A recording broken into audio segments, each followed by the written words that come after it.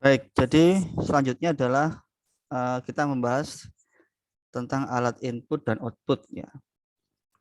Nah, jadi kalau kemarin itu sudah membahas tentang bagaimana data itu disimpan, kemudian sebelumnya membahas tentang bagaimana sebuah data itu diproses. Nah, pada bagian ini kita akan fokus pada bagaimana sih data itu bisa masuk ke dalam sebuah komputer dan bagaimana data itu atau informasi itu bisa ditampilkan ke user. Ya. Nah, seperti kita ketahui bersama bahwa perkembangan teknologi ini berkembang begitu cepat ya. Jadi alat input output itu juga berkembang cepatnya. Jadi yang dibahas ini adalah alat yang umum gitu ya, yang umum yang sering dipakai di hari-hari ini, di teknologi yang sering dipakai di sekarang. Bisa jadi nanti ada alat input output yang tidak kita bahas, tapi sebenarnya ada. Dia fungsinya sebagai input juga atau output juga. Oke, nah pertama keyboard. Ya, jadi Anda mungkin sudah paham ya. Ini contoh layout keyboard yang lengkap ya. Kalau lengkap itu dia ada beberapa bagian ya. Ini adalah bagian tombolnya. Di atas itu ada fungsinya. Ini kalau di laptop juga sama ada. Cuman yang agak berbeda kalau di laptop itu mungkin cuman tengah ini aja. Sementara di sini ini untuk memindahkan kursor itu bergeser ya, bergeser ke dalam sini. Sementara di sini ada tombol untuk pick up, pick down, home, end. Nah, itu enggak ada biasanya. Sementara di sini juga ada tombol lagi untuk print screen dan sebagainya ya. Di sini ada keterangannya ya. Ada keterangannya. Kemudian di sini khusus angka. Ya, di sini kotak ini khusus angka. Nah, kalau di laptop yang layarnya kecil 14 inch ke bawah biasanya nggak ada sebelah kanan ini. Tapi untuk laptop yang layarnya besar ya, biasanya yang 15,6 inch itu dia keyboardnya ada tombol ininya, gitu ya. Nah, kalau fungsi-fungsi yang lain relatif ya. Ini ada yang pakai lampu dan sebagainya. Ya, keyboard full ini biasanya enak buat ngetiknya, ya, buat ngetik. Terus kemudian juga bagi gamers ya. Jadi karena dia memang dedicate tombolnya khusus ya, buat pindah-pindah itu khusus ini, tombol panahnya khusus, kemudian tombol angka-angka ini juga bisa digunakan untuk ngontrol game ya. Biasanya gitu. Jadi kalau gamers dia pakai keyboard yang full seperti ini. Ya. Oke, ini untuk keyboard ya. Keyboard harganya macam-macam ya. Ada yang murah, ada yang mahal dari mulai dari 25.000 sampai jutaan ya. Yang jutaan itu tentu saja bedanya apa ya? Bedanya ada ininya ya. Kelembutannya, kemudian suaranya, kemudian bahkan ada yang pakai backlight ya, ada lampu gitu ya, sehingga bisa di apa namanya, bisa digunakan di malam hari. Oke, mohon Mas siapa ini di mute ya Mas ya, ada suara bocor ini, tolong dimatikan suaranya. Oke lanjut. Nah sementara ini tadi kan keyboard untuk di komputer ya. Nah, kalau perangkat lain, kemarin kan kita ngomong komputer itu macam-macam ternyata ya. Tidak hanya komputer yang tampak yang sering disebut komputer ya. Tapi ada juga handphone itu komputer gitu ya. Terus ada embedded komputer itu juga komputer. Nah, itu alat input keyboardnya seperti apa? Nah, ini ya. Kalau sebelah kiri ini keyboard model lama yang ada di handphone lama, mungkin Anda nggak pernah pakai ya. Jadi ini memang bisa dipencet ya, kecil-kecil ini ya. Atau yang model kayak gini. Ya, ini komputer juga ini, cuman bukan pakai Windows ya. Kalau ini Nokia ini waktu itu pakai Symbian. Terus kalau ini ada simbolnya Windows ya, jadi dia pakai Windows ya. Ini nggak tahu ini handphone apa ini. Kemudian BlackBerry juga pakai sistem operasi bukan Windows, bukan Symbian, tapi pakai BlackBerry OS ya. Nah keyboardnya kalau yang sekarang kan dia modelnya on screen gini ya. Jadi keyboardnya bisa di screen, itu juga bisa disesuaikan dengan style yang kita inginkan. Nah, kemudian selanjutnya alat input berikutnya yang sering dipakai itu adalah ini. Ini salah ketik ya, pointing harusnya ya, pointing and touch device. Peralatan yang kita gunakan untuk mengarahkan kursor tapi nggak pakai panah gitu ya, nggak pakai panah tapi pakai alat penunjuknya gitu ya. Jadi modelnya seperti ini. Anda juga mungkin sudah ada yang pakai ya, mouse ya. Mouse itu juga macam-macam. Ada optical mouse, ada yang tidak optical tapi pakai trackball gitu ya. Kemudian ada juga mouse itu yang nanti bisa dicari di internet ya, macam-macam model mouse-nya. Ada yang mouse itu untuk memindahkan itu pakai kayak roda, kayak bola gitu ya. Nah, itu juga ada model kayak gitu. Ya. Nah, di mouse kita bisa melakukan beberapa aktivitas ya. Ya mungkin ada yang belum tahu. Yang pertama, kita bisa memindahkan kursor sama seperti yang saya lakukan ini, kursornya geser-geser. Terus memilih sesuatu dengan cara diklik tombol kiri ya. Biasanya kalau mouse itu tombolnya minimal, ada kiri, ada kanan. Ya, ekstra lagi ada lagi yang pakai tombol tengah, middle. Ekstra lagi ada yang pakai roll, scroll ya untuk memutar layar ya, menggeser layar. Ada lagi yang pakai tambahan tombol di sebelah kirinya mouse itu untuk shortcut gitu ya, FN dan sebagainya. Secara umum yang perlu Anda ketahui apa? Ada klik, ada right click. Kalau right click berarti klik kanan. Double click itu klik kiri tapi diklik 2 kali gitu ya. Drag and drop jadi diklik terus ditahan terus digeser. Ya. Terus kemudian scroll. Scroll itu digunakan untuk menggeser layar. Ya, ini beberapa gerakan, beberapa action yang bisa dilakukan di dalam mouse. Nah, sementara kalau di mobile device ya, mouse-nya ganti ya. Mouse-nya ada yang pakai pensil kayak gini ya. Di ujungnya itu ada yang menggunakan karet yang ada isi udaranya, ada juga yang menggunakan alat elektronik gitu ya. Kemudian ada juga yang pakai jari. Kalau Anda pakai handphone kan berarti pakai jari ya. Yang pakai jari itu kan ada 2 teknologi ya. Ada resistif sama unresistif ya. Ada yang dia pakai kuku, harus pakai kuku. Ada juga yang cukup pakai sentuhan jari. Yang baru-baru kan pakai sentuhan jari semua. Nah, kalau stylus memang dia berbeda. Ya. Oke, jadi ini berbagai model alat input mouse untuk yang perangkat yang bukan komputer ya. Ya. Nah, jadi dengan model yang pakai pensil kayak gini itu Anda bisa menggambar gitu ya. Nah, ini ya. Jadi ini model yang lain, ini ada digital writing system ini tambahan ya. Jadi alat tambahan ya. Dikonekkan ke laptop, kita nulisnya di alat tambahannya ini. Nanti dia akan otomatis akan muncul di layar. Ya, yang ini juga alat tambahan juga ya. Jadi tidak nempel di komputernya maksudnya. Ini namanya pen tablet ya. Harganya juga bervariasi. Mungkin 300-an ya ada ya sampai jutaan gitu ya. Ini digunakan untuk menggambar dan sebagainya. Ya, kalau ini tanda tangan. Nah, kalau yang untuk gambar ini apa sih bedanya dengan yang dipakai di mana? Handphone misalkan ya. Kita kan bisa menyentuh di handphone gitu ya. Nah, di sini dia punya pressure ya. Ya, pressure. Jadi di sini kalau agak tekan, dia nanti garisnya akan tebal. Kalau tekanannya kita kurangin, dia garisnya akan berkurang. Nah, jadi kayak benar-benar kayak kita menulis di kertas. Nah, itu kalau kita menggunakan pen tablets. Ya. Oke, lanjutnya. Nah, ini ada yang touchscreen komputer. Kemudian sekarang sudah lazim ya, sudah banyak ya. Laptop pun juga sudah mulai banyak yang pakai touchscreen. Ada juga yang sudah gabungan ya, hybrid gitu ya. Touchscreen ya iya, pakai pensil atau stylus juga iya. Kalau mobile device udah biasa ya. Kemudian juga sekarang ada permainan-permainan yang memang konsepnya adalah touch gini ya. Nah, artinya dia bisa menerima inputan touch itu tidak hanya dari satu orang tapi banyak orang ya. Nah, makanya ada fitur yang namanya multi touch gitu ya. Kalau dulu kan banyak yang mengunggulkan fitur bisa 10 touch gitu ya. Kalau sekarang sudah nggak mikir lagi karena memang itu sudah menjadi standar minimal. Ya, jadi bisa dipencet rame-rame dan itu bisa apa namanya? Merespon. Selanjutnya, alat input juga sebagai pointing juga ya, sebagai penunjuk juga itu biasa digunakan untuk games ya. Cuman dia alatnya sudah bentuknya berbeda tapi tujuannya sama sebenarnya. Tujuannya untuk mengarahkan ya, pointing ya. Nah, ada yang model kalau gitar ini berarti untuk metik ya.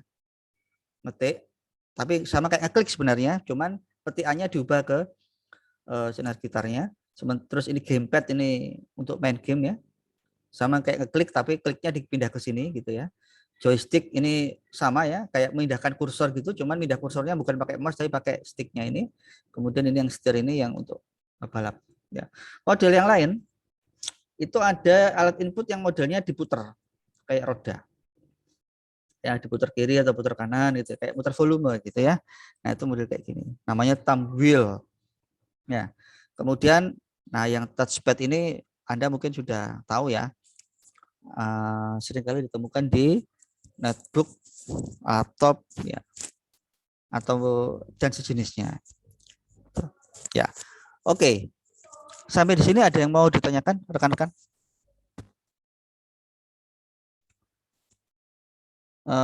Ada yang pernah pakai pen tablet? Sorry. Saya, Pak. Buat apa, Mas? Menggambar, Pak. Pakai apa itu? Merek apa itu? Atau aplikasinya apa? Biar yang lain tahu ya. Sharing ya. Aplikasinya apa? Kamu pakai merek apa? Belinya berapa? Ya, pinjam dulu, Pak, pakai temannya saya, Pak. Pakai Oh, Wacom. Wacom ya. Ada kalau nggak salah ada Genius, ada Bambu, ada Wacom. Aplikasinya apa, Mas? Illustrator, Pak. Illustrator, Adobe Illustrator ya. Ya, Pak. Ya, apa bedanya, Mas, kalau kamu gambar pakai mouse sama pakai pen tablet? Lebih akurat, Pak, kayak gambar di kertas gitu, Pak. Ya, oke, gitu ya. Lebih akurat. Oke ya, kita lanjut dulu. Nanti tengah-tengah kalau ada yang mau tanya silakan. Gimana sih cara kerjanya gitu ya? Jadi sebenarnya ada listriknya tuh layar kita itu. Layar handphone kita ada listriknya. Ada listriknya kecil tapi ya. Jadi kamu nggak merasa kesetrum. Ya. Nah, tubuhmu sendiri itu kan sebenarnya ada listrik juga gitu ya. Jadi pada saat user finger, jarinya user itu menggambar dari titik ini ke titik ini gitu ya. Nah, maka alat elektronik yang di dalam itu ketika disentuh itu akan menyebabkan voltasenya akan berubah.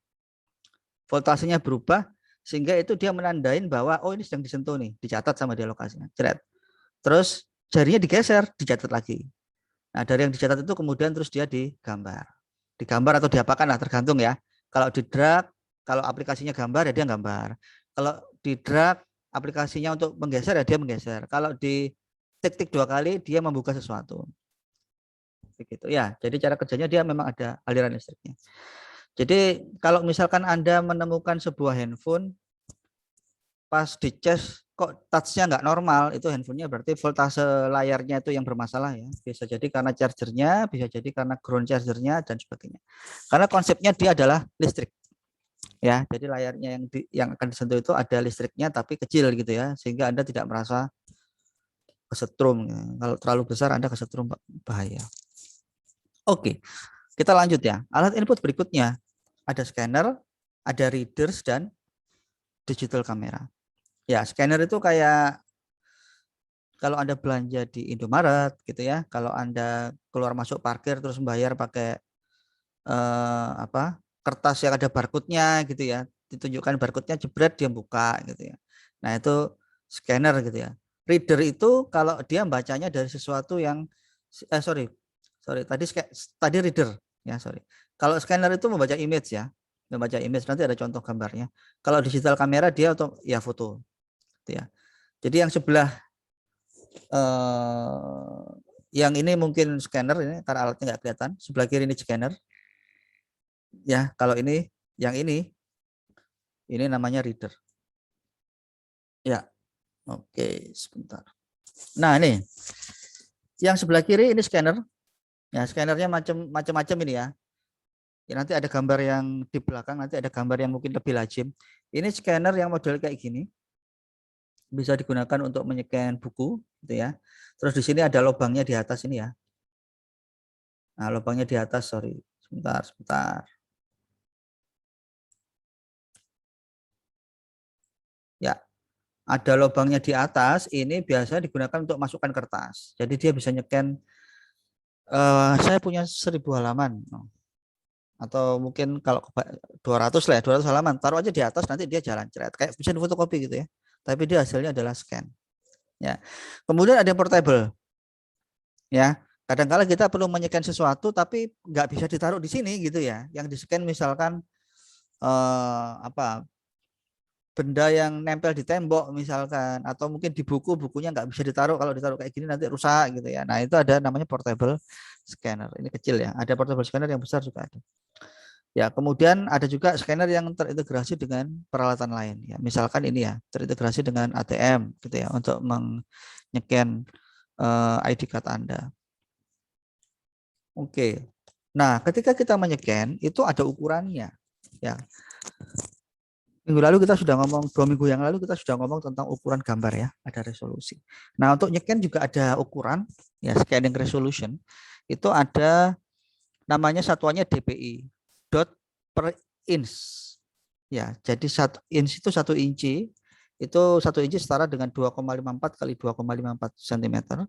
Ya, kalau itu tertulis 96 dpi, berarti dalam 1 inci itu ada 96 titik. Ya, 96 titik itu digunakan untuk menggambarkan atau menyimpan hasil scan-nya. Ya, kalau 600 dpi berarti ada 600 titik dalam 1 inci itu, 1 inci persegi.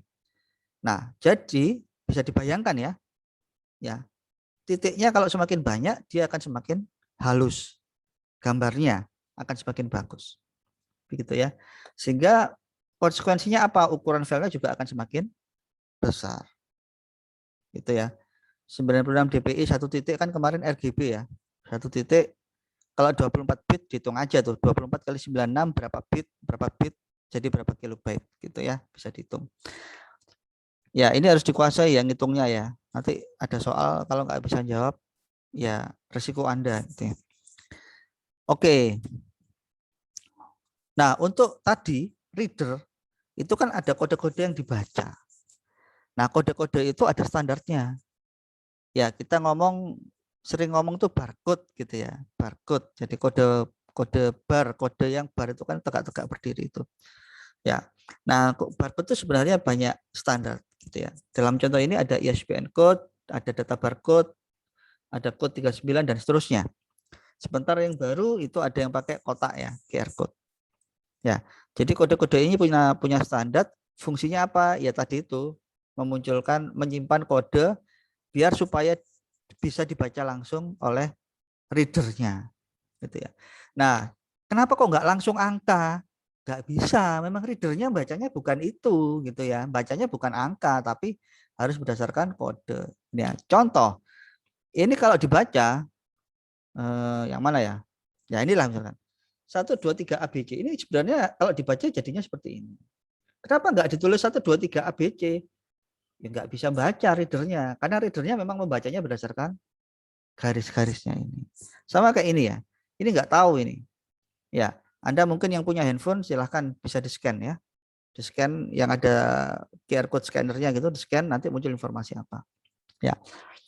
Jadi selain tujuannya memang untuk reader ya, karena memang dibaca untuk reader, tujuan kedua adalah untuk kode ya, untuk enkripsi supaya orang tidak semerta-merta bisa membaca apa pesan yang ada di dalam sini. Oke. Kemudian ya ini contohnya. Contoh kalau Anda ke supermarket, ini ada reader yang fix artinya nggak bisa dipindah-pindah. Jadi ini alat barangnya yang harus didekatkan. Ada juga yang portable, ya. Ada juga yang ini terintegrasi ya, terintegrasi dengan alat yang lain. Ya. Jadi ini intinya sama kayak barcode reader kalau Anda datang ke Alfamart atau Indomaret, Anda beli sesuatu, ya sama mbaknya di scan, gitu ya. Setiap barang apapun yang diperjualbelikan pasti dia punya barcode. Kalau nggak barcode ya QR code. Ya itu udah menjadi standar perdagangan gitu ya. Nah, kecuali kalau dia produksinya produksi rumah tangga. Nah, belum mikir ke situ. Harusnya sudah mulai mikir ke situ. Ya.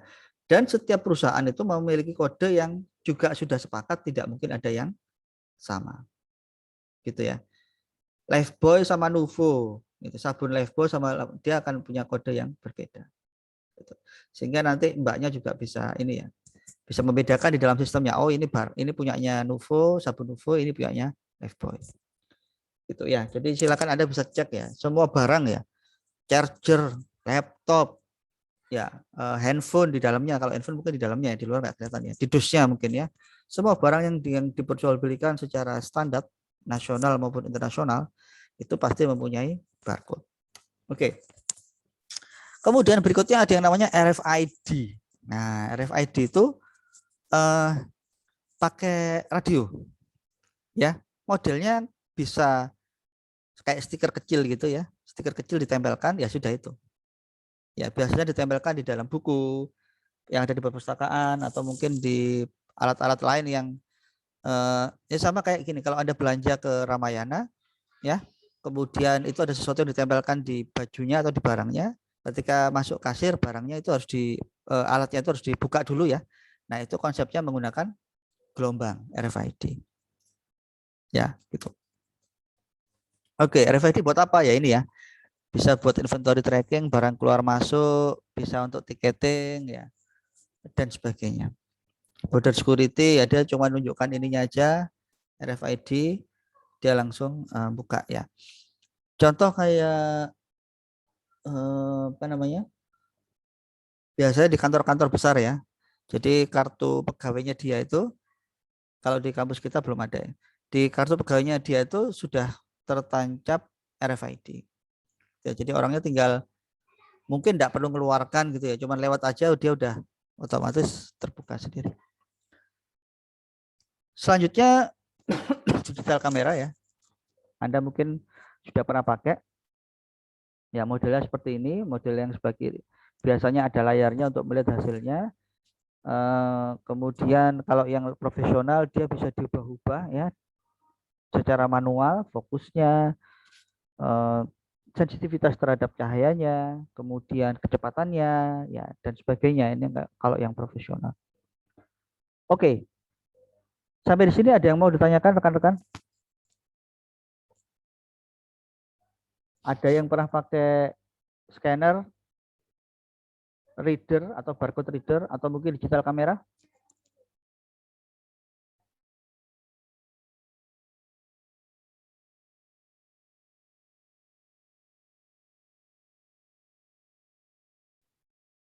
Ada? Oke, sebentar.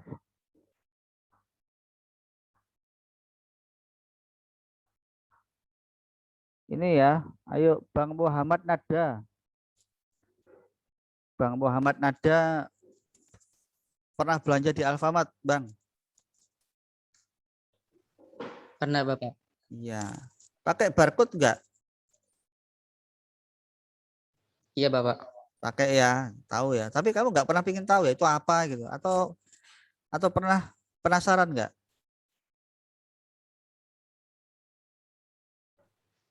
Iya pernah penasaran Bapak. Ya. Itu nempelnya pernah lihat nggak? Itu nempel di mana? Di produknya Pak, di barang. Oh, oke, itu barcode-nya. Alatnya untuk membaca. Alatnya di kasir. Ya, di kasir nempel di mana? Nempel di komputernya nggak?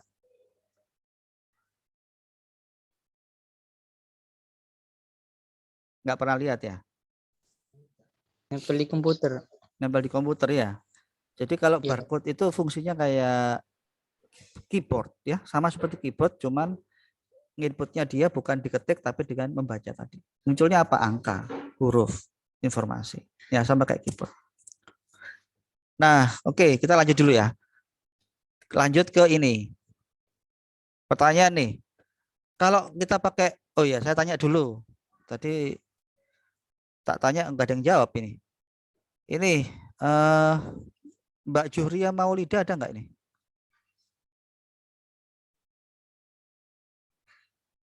Mbak Juhria Maulida? Enggak ada ya? Ada Pak. Oh ada. Pernah pakai digital kamera Mbak? Pernah Pak. Pernah. Pakai merek apa? Canon Pak. Canon. Canonnya Canon yang kamera itu kan ada jenisnya yang profesional kayak gini atau yang biasa?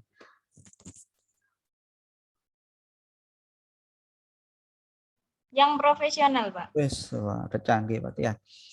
Jadi sekilas aja ya bagi yang belum tahu.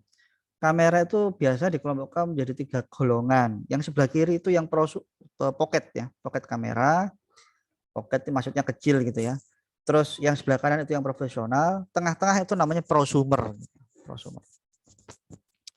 Mbak, itu kameramu Canon tadi yang profesional itu pakai memori enggak? Iya, pakai, Pak. Kecepatan memori berpengaruh enggak terhadap kualitas atau terhadap apa kecepatan memotret? Berpengaruh enggak? Kayaknya nggak berpengaruh, Pak. Ya. Ya, yang lain mungkin kameramu jelek berarti ya. Enggak guyon. Oke, yang lain mungkin ada yang punya ini. Ada yang punya pengalaman? Izin menjawab, Pak. Silakan. Berpengaruh, Pak. Itu berpengaruh ke shutter speed-nya itu, Pak. Memorinya. Shutter speed nggak tahu juga ya. Kalau shutter speed saya nggak tahu. Yang lain mungkin ada pengalaman?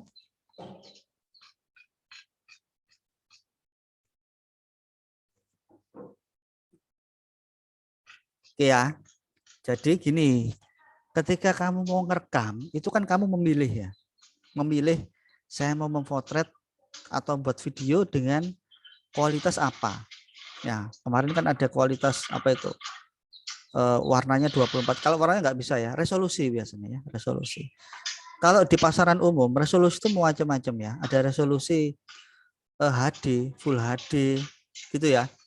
2K, 4K gitu ya.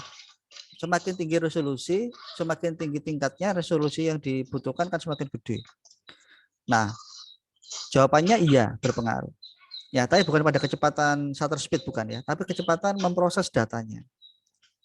Gitu ya. Jadi kalau kita pakai 4K, kita mau ngerekam 4K nih, tapi memori ini pakai memori yang lambat. Memori itu ada kelasnya, kelas 1, 2, 3 sampai 10. Setiap kelas ada kecepatannya. Ya. Memori yang lambat, maka nanti sudah motret 1 jebret masih nunggu untuk nyimpan. Mau motret berikutnya udah nggak bisa. Nunggu dulu, udah selesai baru kita bisa memotret lagi. Gitu ya. Jadi berpengaruh ya. Harganya juga beda antara memori dengan kecepatan yang tinggi dan kecepatan yang rendah. Oke. Kita lanjut dulu ya. Nah, di sini selanjutnya tadi kan digital ya. Kamera still. Still itu yang diam. Nah, kalau yang gambar bergerak ini namanya digital camcorders ya. Bentuknya seperti ini, ada yang di ini seperti ini. Ya. Oke. Nah, kalau Anda bayangkan sekali lagi, dulu ada kamera kayak gini. Kalau mau video pakai seperti ini. Sekarang cukup dengan satu alat namanya HP, motret ya bisa, video juga bisa. Ya. Jadi handphone itu sekarang sudah super gitu ya, sudah super. Super artinya ya wis bisa semua gitu ya. Bisa semua. Oke.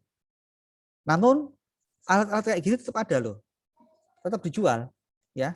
Alat-alat kayak gini tetap dijual. Ya.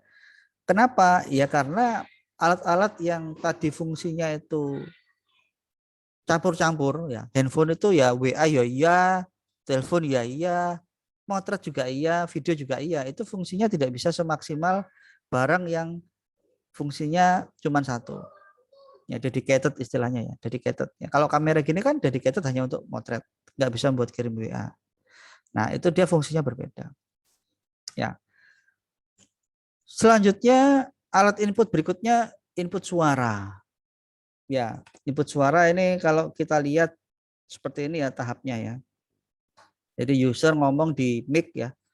Mic, di mic itu ada fitur-fiturnya, dia bisa menghilangkan noise dan sebagainya ya. Kemudian dari mic masuk ke sebuah perangkat keras ya, dia akan merubah mengkonvert dari suara itu analog merubah ke digital. Digital ya. Digital sehingga bisa disimpan di dalam komputer. Ya. Kemudian kebalikannya kalau dia mau mengeluarkan suara ya dari yang digital itu nanti juga dibalik ya. Dibalik menggunakan konverter digital ke analog sehingga bisa mengeluarkan suara yang bisa kita dengar. Ya. Jadi ini yang model mic biasa yang mungkin ada yang pakai, mungkin ada juga enggak gitu ya. Mungkin ada yang enggak terasa pakai ya karena sebenarnya mic-nya udah nempel di dalam laptop ya. Itu tetap pakai mic ya. Cuman mic-nya internal. Ada juga yang dia khusus untuk suara seperti ini. Musik, maksud saya untuk musik ya. Jadi digunakan untuk menangkap ini menangkap apa namanya musik ya. Oke, jadi itu untuk alat input ya. Kayaknya alat input audio itu nggak ada macam-macam ya. Pilihannya cuma mic atau mungkin untuk musik dia ada khusus.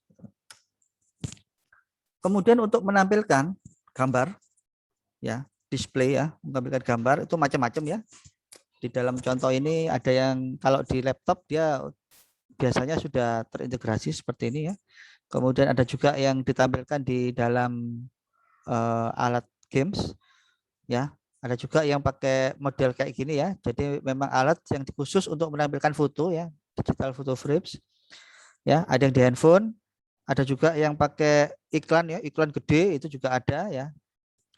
Itu juga digunakan untuk display devices. Ya. Nah, kalau Anda perhatikan display devices itu bedanya adalah di resolusi. Ya, tadi sudah ngomong resolusi juga ya, gambar ya. Jadi kalau yang standar sekarang ini udah nggak ada ya. Udah nggak ada. Kalau saya tanya sekarang berapa resolusi standar untuk laptop minimal? 1920 Pak. Wah, itu anu itu ya. 80. Nanti dicek ya. Berapa sih resolusi untuk HD, FHD, 2K dan 4K? Ya. 1920 itu sudah saya nggak mau jawab ya. Silakan cari sendiri. Itu masuk yang mana gitu ya. Jadi sekarang kamu cari laptop yang kayak gini, maksudnya ya, maksudnya betul-betul dia maksimal kayak gini, itu mungkin udah nggak ada. Kecuali keluaran lama ya. Jadi kalau misalkan laptop itu resolusinya tinggi, ya misalkan 1600 kali 1200 gitu ya, itu resolusinya dia maksimal, diturunkan bisa, dinaikkan nggak bisa, gitu ya. Misalkan laptop spesifikasinya sudah seperti ini, 1024 kali 768, kita naikkan ke 1200 kali 1000 misalkan, dia nggak bisa, gitu ya. Jadi ini adalah kemampuan maksimal layarnya. Oke. Kemudian lanjut. Untuk bisa tampil di luar sistem laptop atau komputer itu ada beberapa jalur ya, untuk menampilkan display. Anda yang perlu tahu ya, karena macam-macam ya. Ini ada VGA, DVI, TV out, HDMI, ada DisplayPort. Ya, kalau di dalam komputer besar, di dalamnya konektor ini sebenarnya ada ini. Ya, kalau di dalam laptop nggak kelihatan ya, karena barangnya kecil ya. Di dalamnya tetap ada ini. Ya, tetap ada GPU yang akan merender gambar kemudian ditampilkan.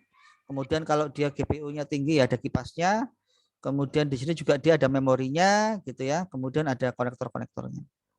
Gitu. Ya. Nah, jadi kalau Anda lihat di beberapa laptop atau komputer yang gaming gitu ya, ini biasanya GPU-nya ditulis GPU yang wah-wah gitu ya. Kalau nggak ditulis berarti biasanya Intel, udah titik. GPU-nya Intel biasa. Tapi kalau yang wah-wah GPU-nya ditulis biasanya. Entah dia pakai Nvidia atau mungkin dia pakai AT Radeon atau mungkin pakai yang lain, terus ditulis juga memorinya gitu ya. Jadi memorinya itu di luar memori komputer ya. Memori VGA-nya sendiri dia udah punya memori secara tersendiri atau dedicated. Ya. Untuk konektor yang umum sekarang yang dipakai adalah HDMI. HDMI ada dua ukuran sebenarnya ya, ada mini HDMI dan ada yang HDMI standar. Ya. Kemudian pasangannya kayak VGA gitu ya. Jadi ada HDMI yang model kayak perempuan, female HDMI istilahnya. Ada juga HDMI yang untuk lakinya, male HDMI. Ya, jadi kalau Anda lihat pasangan yang di dalam TV misalkan, biasanya nanti kabel itu masuk ke dalam yang konektor yang female, sementara kabelnya sendiri itu adalah male HDMI. Ya. Walaupun ada juga kabel yang female HDMI. Jadi jangan salah. Oke, itu untuk HDMI. Kemudian alat output yang lain yang mungkin Anda belum pernah pakai mungkin ya, atau ada juga yang pernah pakai. E-ink. E-ink itu tinta elektronik ya, biasa dipakai di Kindle. Ya. Kindle itu alat baca buku elektronik punyanya Amazon ya. Dia itu konsepnya bukan kayak layar handphone bukan, tapi gambarnya seperti ini ya. Ya, dia hanya bisa hitam putih ya, nggak bisa berwarna. Dia itu pakai partikel-partikel yang atas itu putih, begitu nanti ada sesuatu yang harus ditampilkan, yang hitam-hitam itu naik ya. Sehingga bentuknya itu kayak betul-betul kayak kita membaca di atas kertas. Ya, Kindle. Nanti Anda bisa cek ya, Kindle. Ada yang pernah pakai Kindle? Nggak pernah, Pak. Nggak pernah Bapak. ya. Harganya juga nggak mahal sebenarnya. Bagi Anda yang suka membaca dan suka traveling, harus punya Kindle, harusnya gitu ya. PDF, EPUB ya, beberapa variasi file untuk yang elektronik ya. File elektronik kan ada PDF, ada EPUB ya. Nah, itu bisa disupport oleh Kindle. Oke, nah ini ceritanya bagaimana cara kerja gambar itu bisa ditampilkan dalam sebuah layar ya. Jadi di bagian bawah itu ada kotak metalnya, kemudian di atasnya ada organic layer, ada elektron layer. Nah, nanti dari data yang digital tadi dilempar lewat kotak ini kaca ya. Ini kaca yang glass layer biru ini kaca. Nah, dari organic layer itu di dalamnya itu ada warna itu kan tersusun dari 3 warna itu ya, warna utama ya. Red, green, dan blue ya. Kemudian dari campuran 3 warna itu muncul warna-warna yang lain gitu ya. Jadi muncul warna kuning, warna purple, warna pink, warna hitam, warna putih dan sebagainya. Ya, gitu. Jadi konsep kerjanya begini. Ya, ada organic layer ini ya. Jadi setelah dia dilempar lewat organic layer baru muncul warna-warna tadi itu. Kalau di merahnya maksimal, yang lainnya minimal ya munculnya merah gitu. Kalau merah sama hijau, munculnya apa kalau merah sama hijau? Coklat, Pak. Tergantung ya seberapa merah gitu ya. Bisa kuning, bisa coklat, bisa orange gitu ya. Tuh ya, itu tergantung ininya, komposisinya. Oke. Kemudian nah, berikutnya display berikutnya. Mungkin Anda sudah pernah lihat yang namanya LCD proyektor, sudah pernah lihat ya? Waktu SMP atau SMA ya. Kemudian ada juga yang portable, kalau yang sebelah kiri ini yang gede. Terus ada juga yang model-model sekarang portable ya. Jadi kalau presentasi cukup bawa alat kecil disorotkan di tembok sudah muncul gitu ya. Kemudian yang baru lagi yang pakai hologram. Ya, hologram kayak di Iron Man itu ya. Masih mahal tapi. Oke, selanjutnya. Oke, itu tadi tentang ini ya. Tentang display devices. Oke. Ada yang mau ditanyakan tentang alat display? Di luar ini itu yang baru-baru ada yang pakai Google. Ya, pernah tahu Google? Belum, Bapak. Belum tahu ya. Banyak enggak apa-apa, nanti sambil di anu ya. Jadi kita kayak pakai alat ditaruh di mata kita, di dalamnya muncul gambarnya. Itu Google. Ya. Kamu kalau beli juga ada ya Google tapi pakai layarnya pakai handphone kan ada ya. Itu digunakan buat apa? Digunakan untuk melihat video 360. Ada yang pernah nyoba video 360? Belum tahu juga. Halo, halo. Di YouTube ada, Pak. Oh, banyak. Ya, betul, banyak. Nah, tapi kalau kamu lihat di YouTube pakai laptop, video 360 itu tidak akan apa ini? Gini aja. Sama kayak video biasa gitu ya. Kalau pakai Google baru akan terasa bedanya. 360. Ya. Jadi kalau pakai Google sebenarnya ada alatnya ya, kamu kan bisa beli ya. Kebetulan saya enggak ini. Saya ada tapi di rumah. Itu handphone bisa kamu taruh, handphonenya harus support saya lupa ini. Giro ya, giroskop ya. Harus support bisa digoyang-goyang gitu ya intinya ya. Itu ditaruh di alatnya itu ya. Itu nanti bisa digunakan untuk melihat video 360, misalkan video 360-nya menjelajah dalam air. Nah, itu seakan-akan kita jadi penyelamnya. Kita noleh kiri, yang melihat di kiri kita lihat atas, melihat di atas kita, dan seterusnya. Google.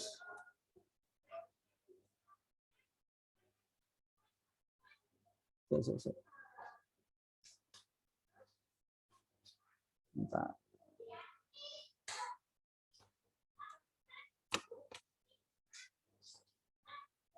Oh, sorry. Kayaknya saya salah. Istilahnya sekarang VR Google. Nah, ini ya. Loh kan nggak mahal toh. Di dalamnya ini dikasih apa? Dikasih HP. Ya. Nih, dikasih HP. Tapi HP-nya harus HP yang support tadi itu, support V360. Iya, Pak. Gitu. Jadi kalau kamu jalan-jalan misalkan bukan jalan-jalan ya, melihat di YouTube video 360 jalan-jalan di kuburan misalnya. Bener-bener kayak jalan-jalan di kuburan gitu ya. Ada suara dari kiri dan kanan. Kamu noleh kiri ya lihat yang sebelah kirimu, noleh ke bawah lihat di bawahmu. Kira-kira seperti itu. Oke. Lanjut ya. Jadi itu yang baru mungkin Google itu. Printer. Nah, digunakan untuk ini alat output juga ya, tapi dicetak. Kalau tadi monitor itu kan ditampilkan ya. Kalau printer itu dicetak ya. Nah, di dalam printer ada tintanya ya. Biasanya ada yang pakai 3, ada yang pakai 4. Ya, rata-rata pakai 4 ya. Hitam itu kalau kita nyetak hitam aja. Kemudian kalau kita nyetak warna baru dia memakai gabungan antara ini ya. Ya, ada yang pakai konsepnya seperti ini. Bukan red, green, blue tapi kuning ya. Ada juga yang pakai red, green, dan blue. Oke. Nah, ini printer yang umum ya, yang tadi saya bilang scanner. Jadi ini multifungsi printer ya. Ada scannernya, ada printernya. Ya mungkin Anda sering lihat seperti ini. Begini cara kerja printer secara umum ya. Printer model baru ya. Jadi kertas masuk, kemudian printernya ada prosesornya, dia akan mengkodekan halaman yang dikirim dari komputer ya, akan dikodekan. Kemudian dari kode-kode itu dia akan menginstruksikan pada mikroprosesor. Ini kalau pakai laser ya. Kalau pakai laser dia melempar pakai tinta lasernya, gitu ya, pakai laser. Tapi kalau dia pakai inkjet, pakai tinta, dia itu nanti bergerak kiri kanan sesuai dengan mana yang harus dicetak, gitu ya. Kalau ini contoh yang pakai tinta, pakai inkjet ya. Pakai inkjet itu sama kayak pakai fotokopi itu, cara kerjanya sama. Dia pakai bubuk.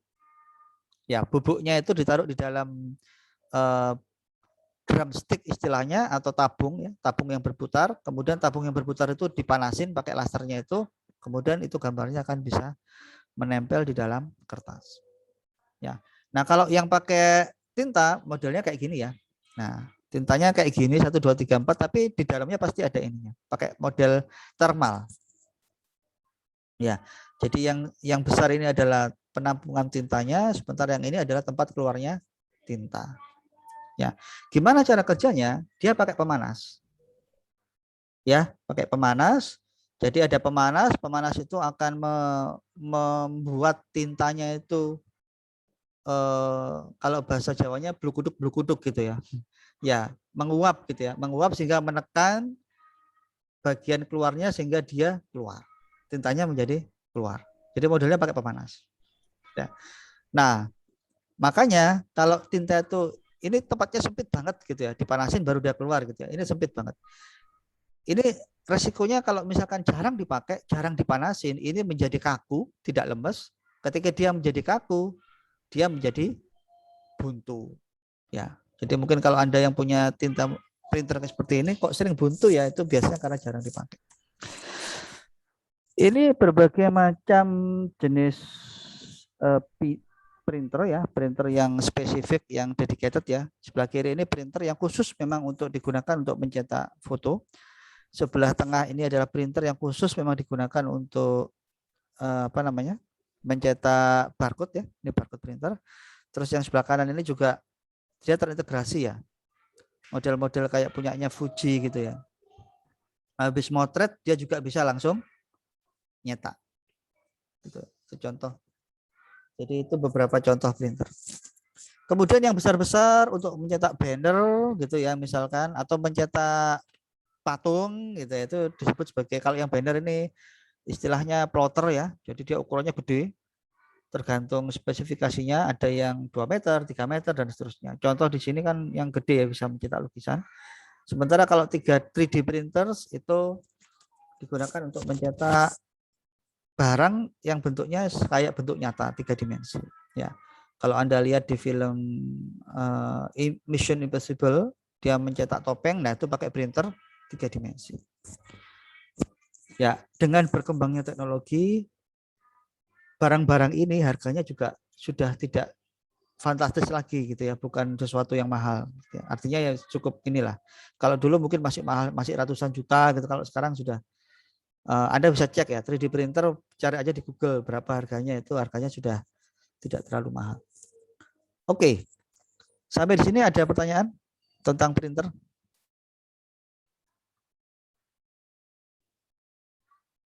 Mas Garvan ada nggak ini Mas Garvan?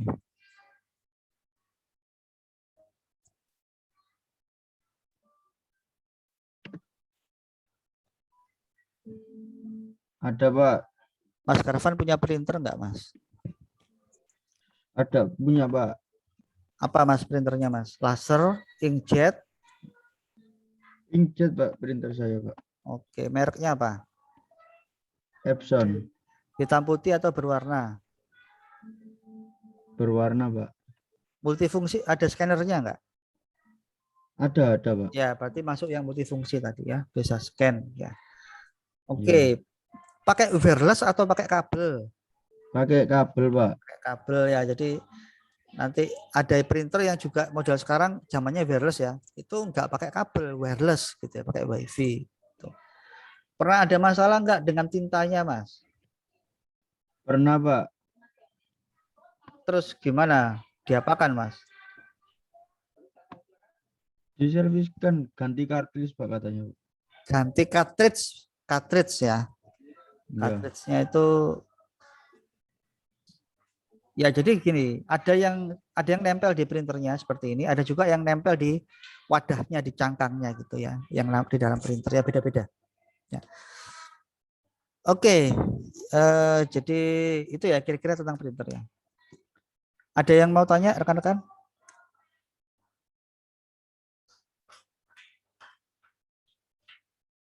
Kita lanjut. Izin tanya Bapak. Oh, silakan.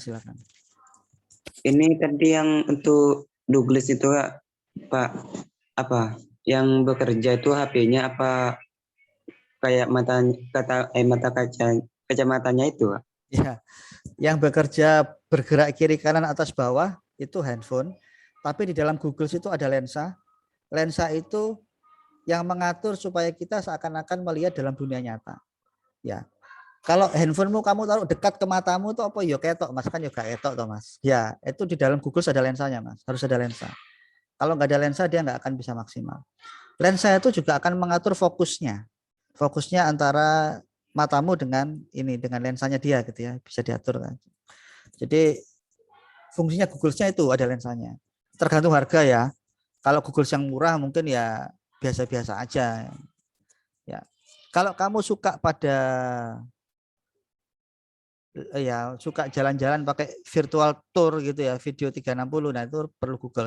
Suka games ya bisa pakai itu V360 juga, pakai VR Google itu. Atau nanti mau buat games ya pakai model virtual tour gitu ya, itu perlu pakai Google gitu. Namun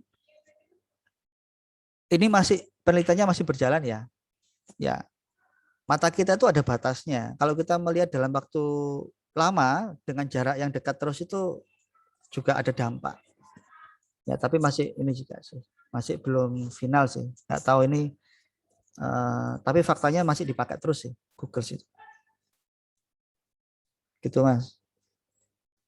Atau mungkin ada yang sudah pernah pakai Google atau VR ini, VR Google ada yang pernah pakai rekan-rekan?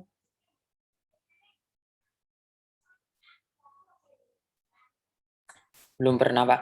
Belum pernah ya. Ayo coba sekali-sekali dipakai, beli murah kok, nggak sampai 100.000. Biar tahu rasanya gitu ya.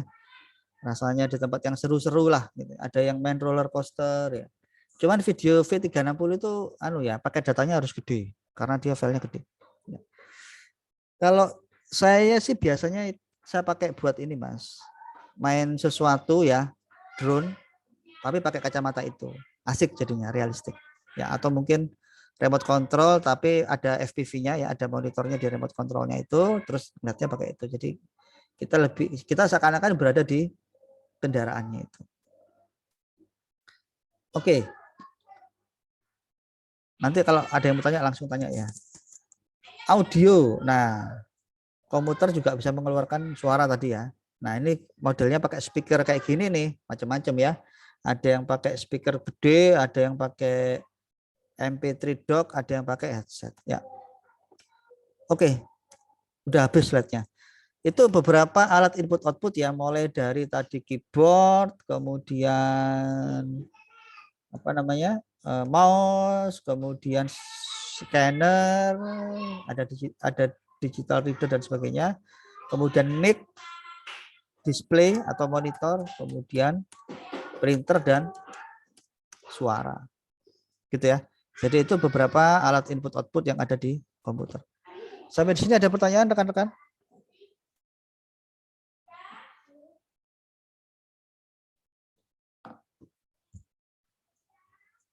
Baik. Kalau nggak ada, kita break dulu ya sejenak ya. Nanti ada tugas ya. Seperti biasa ada tugas eksplorasi yang harus Anda kerjakan di Google Classroom. Untuk presentasi dari saya akhiri. Terima kasih atas kehadirannya dan partisipasinya. Selamat belajar. Assalamualaikum warahmatullahi wabarakatuh. Waalaikumsalam. Waalaikumsalam. Warahmatullahi wabarakatuh.